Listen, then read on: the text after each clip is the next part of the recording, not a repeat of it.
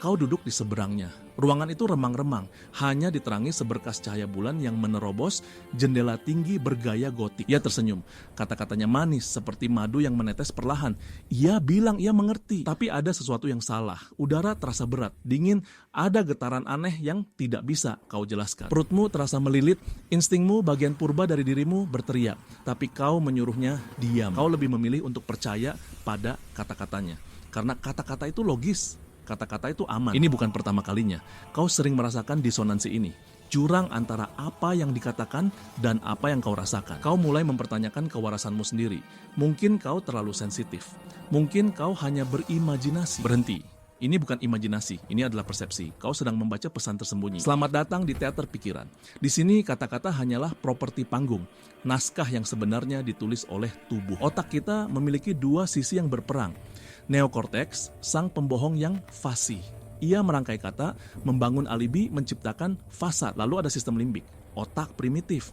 Ia tidak mengenal bahasa, hanya kebenaran. Kebenaran emosional yang mentah. Saat seseorang berbohong, neokorteks bekerja keras.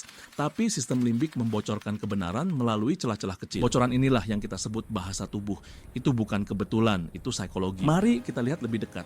Kita sebut dia Elara dan pria itu Julian. Elara baru saja memberitahunya tentang promosi yang ia dapatkan. Sebuah pencapaian besar. Julian tersenyum lebar. Aku ikut bahagia untukmu, katanya. Suaranya terdengar tulus. Tapi perhatikan matanya. Selama sepersekian detik saat ia mengucapkan bahagia, matanya tidak tersenyum. Tatapannya dingin, kosong. Itu adalah inkongruensi. Pesan verbal dan nonverbal tidak sinkron. Ini adalah bendera merah pertama. Sekarang perhatikan tangannya. Saat ia berbicara, tangannya masuk ke dalam saku, tersembunyi. Tangan yang terbuka menunjukkan kejujuran dan kepercayaan. Tangan yang tersembunyi menyembunyikan sesuatu. Entah itu ketidaknyamanan, penipuan, atau agresi yang tertahan. Lihat bibirnya. Setelah senyumnya memudar, bibirnya menekan menjadi satu garis tipis, hanya sesaat. Itu adalah ekspresi mikro kemarahan atau ketidaksenangan. Sistem limbiknya baru saja membocorkan perasaan sebenarnya. Ia tidak senang dengan kesuksesan Elara. Tubuhnya sedikit condong ke belakang, menjauh dari Elara.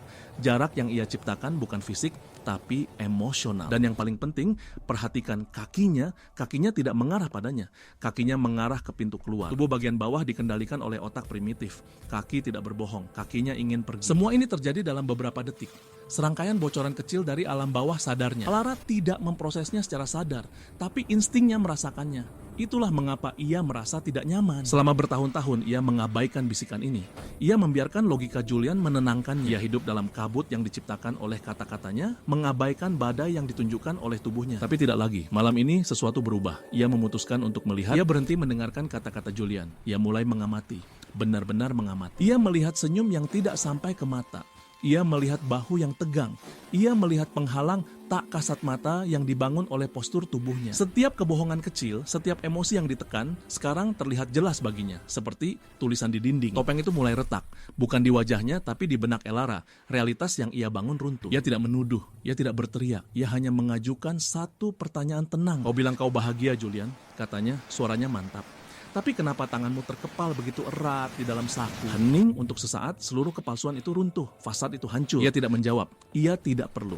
Tubuhnya sudah memberikan semua jawaban yang Elara butuhkan. Memahami bahasa tubuh bukanlah tentang menjadi pembaca pikiran. Ini bukan sihir. Ini tentang mendengarkan dengan matamu.